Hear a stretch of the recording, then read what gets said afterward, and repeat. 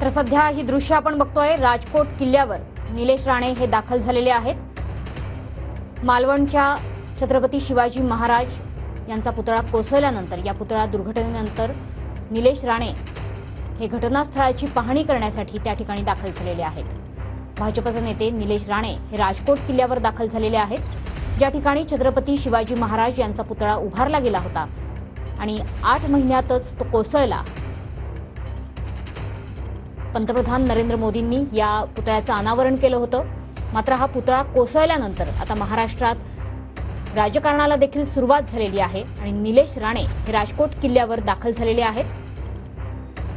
काल दीपक केसरकर यांनी सुद्धा या घटनास्थळाची पाहणी केली होती, त्यानंतर काही वक्तव्य सुद्धा केली होती जी वादात सापडली आणि आता भाजप नेते निलेश राणे हे सुद्धा घटनास्थळाची पाहणी करण्यासाठी राजकोट किल्ल्यावर दाखल झालेले आहेत।